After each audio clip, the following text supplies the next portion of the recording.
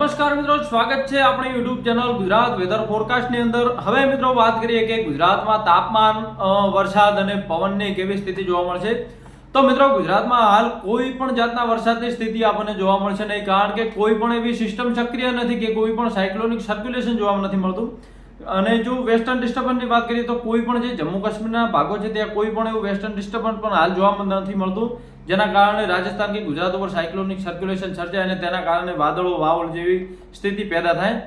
મિત્રો વાત કરીએ તાપમાનની, તો તાપમાનમાં લગાતાર વધારો જોવા મળશે, કારણ કે પવનની સ્પીડ નોર્મલથી ઓછી થઈ ગઈ છે, જેના કારણે બફારો બહુ વધુ જોવા મળી રહ્યો છે। સાથે સાથે જે હવામાન છે જે ચોખ્ખું ક્લિયર બની ગયું છે, જેના કારણે સૂર્યના કિરણો સીધા જે ગુજરાત તરફ આવી રહ્યા છે અને તેના કારણે ગરમીમાં ખૂબ સખત વધારો આપણને જોવા મળી રહ્યો છે।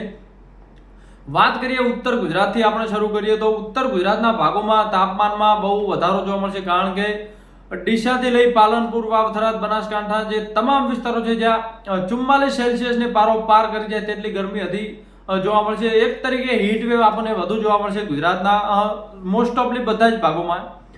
પૂર્વ ગુજરાત તરફ જઈએ તો પૂર્વ ગુજરાતમાં પંચમહાલ, ડાંગ, નર્મદા જે અને હિંમતનગર સુધીના તમામ ઇલાકાઓમાં ગરમી આપણને પરેશાન કરી શકે છે, કારણ કે અમુક જગ્યાએ જે શહેરી વિસ્તાર છે તેમાં તો તાપમાન 45 સેલ્સિયસને પણ પાર કરી જવાની શક્યતા આપણને જોવા મળે છે। વરસાદની નહીવત શક્યતા જોવા મળી રહી છે જે પૂર્વ ગુજરાત છે। પવનની નોર્મલ સ્પીડ જોવા મળશે 5 થી 6 કિમીની જે સ્પીડ આપણને જોવા મળશે, એનાથી વધુ જે પવન પણ આપણને જોવા નહીં મળે।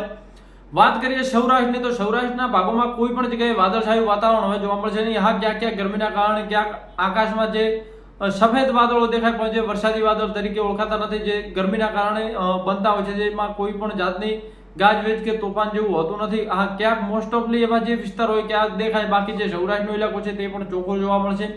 પહાડી વિસ્તાર છે જ્યાં તાપમાનમાં થોડીક રાહત જોવા મળશે, જે જંગલી વિસ્તાર છે, જંગલનો વિસ્તાર છે જે આપણે સૌરાષ્ટ્રમાં ગીર સોમનાથનો, ત્યાં થોડું તાપમાનમાં રાહત જોવા મળશે। પણ જે બાકીના શુષ્ક ઇલાકા છે જે પિયત વગરના છે તેમાં તાપમાનમાં 45 સેલ્સિયસથી લઈને 43 થી 44 સેલ્સિયસ તો રેગ્યુલર આપણને જોવા મળશે સૌરાષ્ટ્રના ભાગો છે। વરસાદની નહીવત શક્યતા જોવા મળેલી છે।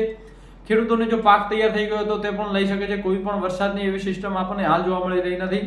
વાત કરીએ વડોદરા અને સુરત અને વલસાડની, તો તે જગ્યાએ પણ કોઈ વરસાદની નહીવત શક્યતા જોવા મળી રહી છે, પણ આ જે મહારાષ્ટ્રના ઇલાકા છે ત્યાં અમુક જગ્યાએ વરસાદ જોવા મળે અને તેના કારણે જે આપણે જે સુરત, વલસાડ બાજુના વિસ્તારોમાં વાદળછાયું અમુક જગ્યાએ જોવા મળે, પણ વરસાદની કોઈ નહીવત શક્યતા જોવા મળી રહી છે। અને પવનની સ્પીડ અને તાપમાનમાં જે સુરત જેવી સિટીઓ છે ત્યાં થોડું બફારો વધારે જોવા મળે, કારણ કે શહેરી પ્રદૂષણના કારણે અને સૂર્યના કિરણો દ્વારા થોડોક વધારે ત્યાં બફારો જોવા મળતો છે, કારણ કે દરિયાથી જે અડીને જે શહેરો છે તેમાં જે ભેજવાળા પવન ઉપર લગાતાર આવતા હોય છે, જેના કારણે બફારો થોડો જોવા મળશે। વધુ વરસાદની કોઈ પણ શક્યતા જોવા નથી મળતી જે સુરત, વલસાડ અને જે આપણે જે વડોદરાનો વિસ્તાર છે ત્યાં। વાત કરીએ કચ્છની, તો કચ્છમાં જે વરસાદી સિસ્ટમ છે જે કોઈ પણ રીતે આપણને જોવા મળશે નહીં, કારણ કે કચ્છનો વિસ્તાર છે જે હાલ સૂકો છે અને જે ભેજવાળા પવનો છે તે પણ ફંટાઈને આપણે જે સૌરાષ્ટ્ર બાજુના થઈ અને જે મધ્યપ્રદેશ સુધી જઈ રહ્યા છે, તેના કારણે જે કોઈ પણ નહીવત શક્યતા જોવા મળશે। સૌરાષ્ટ્રમાં વાદળછાયું પણ વાતાવરણ, ક્યાંક કોઈક વાર જે વાદળો દેખાય, બાકી વાદળ પણ નહીં જોવા મળે અને આકાશ એકદમ ક્લિયર ચોખ્ખું જોવા મળશે અને જે આંધી તોફાનની શક્યતા છે પણ નોર્મલ જોવા મળશે। ક્યાંક ક્યાંક જે પવનના કારણે જે આંધી તોફાન આવી શકે છે વંટોળ, બાકી કોઈ પણ શક્યતા જોવા મળતી નથી। આમ ગણીએ તો સમગ્ર ગુજરાતમાં કોઈ પણ જગ્યાએ વંટોળની સ્થિતિ જોવા મળશે નહીં, કારણ કે આપણે જે વાત કરી હતી કે જે 5 તારીખથી લઈને જે આ 15 તારીખનો જે સમયગાળો છે તેમાં પવનની સ્પીડ સાવ નોર્મલ જોવા મળશે, કોઈ જગ્યાએ વંટોળ ટાઈપનો પણ પવન આપણને જોવા મળશે નહીં। તેના કારણે ગુજરાતમાં હાલ કોઈ પણ એવી સ્થિતિ નથી જેના કારણે કે વાદળછાયું કે વંટોળ કે વાવોલ જેવી કોઈ આંધી તોફાન જેવી આપણને સ્થિતિ જોવા મળે। પણ જે ખેડૂતોને જે બાજરીનો પાક તૈયાર થઈ ગયો છે તેમના માટે ખૂબ સારા સમાચાર છે કે પવનની પણ નહીવત શક્યતા છે, વરસાદની પણ નહીવત શક્યતા છે, જેના કારણે જે ખેડૂતોના માટે આ રાહતના સમાચાર છે। તેમના પાકની કાપણી કરીને સારી રીતે પાકની ગોઠવણી પણ કરી શકશે, જેના કારણે કોઈ પણ નુકસાનની આપણને જોવા મળશે નહીં।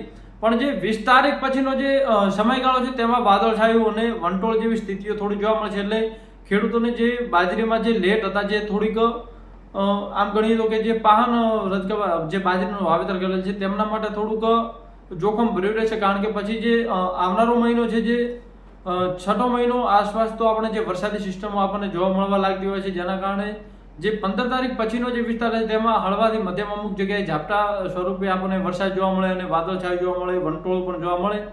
તો ખેડૂતોને જે આમ તો જે મોસ્ટ ઓફ જે 15 થી 20 દિવસમાં પાક પૂરો લેવરાઈ જતો હોય છે બાજરીનો, અને પછી ચોમાસું વાવેતર કરવાનું ચાલુ થઈ જતું હોય છે, તો કોઈ એટલી નુકસાનની સ્થિતિ આપણને જોવા મળશે નહીં ગુજરાતમાં. તો મિત્રો આ હતું આપણું 11 મેનું મોસમ પૂર્વાનુમાન. ગુજરાતમાં તો નહીવત શક્યતા છે, અને આપણે ડે ટુ ડે અપડેટ આપતા રહીશું. બની રહેજો મારી સાથે યુટ્યુબ ચેનલમાં. આપણું વેધર ક્લિયર જ હશે, જેના કારણે આપણે સારી રીતે આપણે સમજણ આપીએ છીએ, જેના કારણે કોઈ પણ ખેડૂતોને કોઈ પણ એવી મૂંઝવણ રહેશે નહીં કે અમારે વિસ્તારમાં વરસાદ પડશે કે નહીં પડે. તો બની રહેજો આપણે ગુજરાત વેધર ફોરકાસ્ટની અંદર ડે ટુ ડે અપડેટ આપણે આપતા રહીશું. આભાર.